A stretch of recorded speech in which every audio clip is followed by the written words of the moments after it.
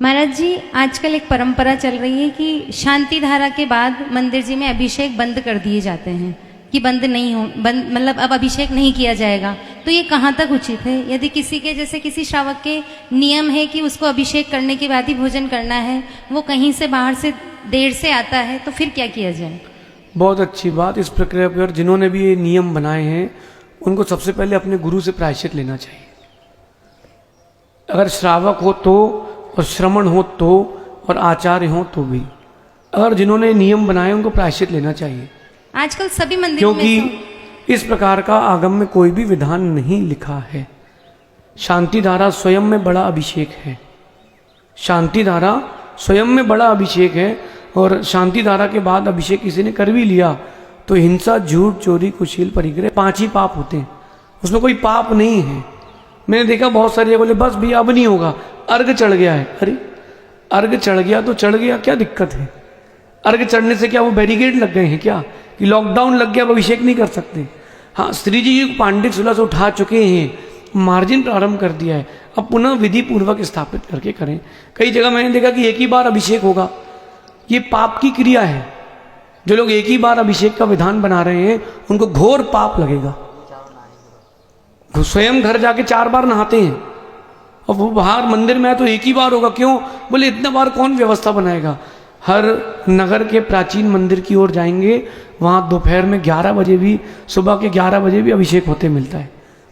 ये बुजुर्गों की परंपरा। हम जिस मंदिर में थे जबलपुर में, हो सकता है वहाँ भी किसी पापी ने बदल दी हो तो पता नहीं। ये अभिषेक में अंतराय, आप सोचिए कि जीव जाएगा कहाँ? जो भगवान की पूजन विधान में अभिषेक में अंतराय डाल रहा हूँ, कहाँ जाएंगे?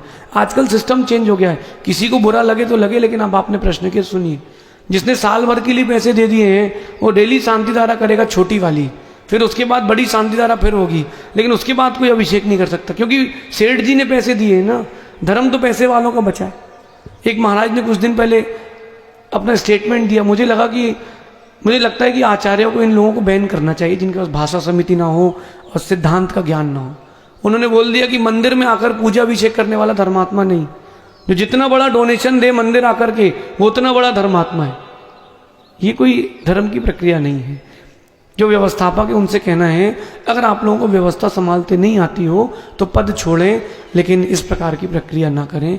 अभिषेक करने का आगम में कोई निषेध नहीं है। त्रिकाल पूजा, त्रिकाल वंदना, 3 टाइम अभिषेक करने का आगम में विधान है। आप लोग जब 10 लक्षण में अनंत चतुर्दशी होती तो दोपहर में शाम को अभिषेक करते कि नहीं? महावीर जयंती के दिन भी फिर क्यों करते हैं उस समय? क्योंकि उस दिन पैसा आता है, उस दिन प्रक्रिया है। ये जिन लोगों ने प्रक्रिया चालू कराई है उनको प्रायश्चित लेना चाहिए और मेरा मानना है कि इस प्रक्रिया को तोड़ना चाहिए। अगर वो आप लोगों से कह दें कि अभिषेक हो गया अब नहीं कर सकते, नहीं देख सकते, तो ये बोले या तो हमें करने दो या हमें दिखाओ, तो सबकी अकल ठिकाने आएगी।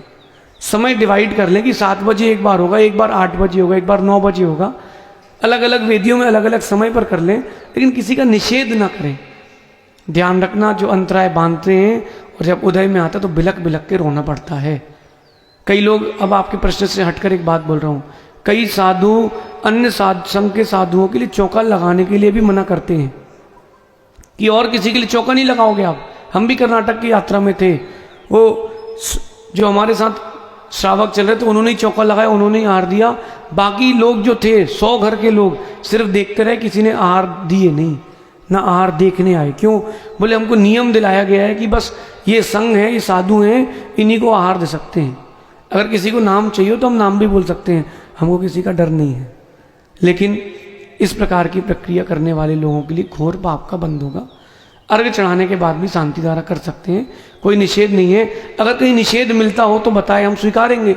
और अगर अभिषेक पाठ की बात करते हैं तो सब काट पीट के सबने अपना अपना बना लिया कि हम प्रभु पतित पावन पढ़ेंगे, तुम श्री जी का अभिषेक पढ़ लेना, सबने अपना अपना बना लिया। अगर अभिषेक पाठ की बात है तो आगम में 2 अभिषेक पाठ उपलब्ध हैं, एक आचार्य माघ नंदीकृत और एक आचार्य पूज्यपाद स्वामीकृत जिनाभिषेक। उन दोनों अभिषेक के पाठ की अगर चर्चा करेंगे तो सबकी परंपरा धरी रह जाएंगी। इसलिए आगम की विधा को समझें, किसी का निषेध ना करें, क्योंकि अगर किसी का निषेध कर दिया और उसी दिन उसकी आयु का बंद होना था, अशुभ आयु का बंद हो गया, तो कर्म जो अंतराय बांधा है वो तो छोड़ेगा नहीं, और जिसको अशुभ आयु का बंद हुआ है वो तुमको बेंतर बन के परेशान करेगा। तो इन सारी प्रक्रियाओं को समझें। हाँ, इतना भी ध्यान रखें कि मर्यादा का भी ध्यान रखें। अगर समय है तो समय काल के बाद अगर आप आते हैं, कभी कोई लेट हो जाता है तो बात अलग है, लेकिन विवेक का प्रयोग करें। श्रावक हैं, अपन धार्मिक क्रियाओं का निषेध नहीं कर सकते, पाप का बंध होगा। और जब उदय में आएगा, मेरा मानना है कोई नमोकार सुनाने वाला भी नहीं मिलेगा उनको।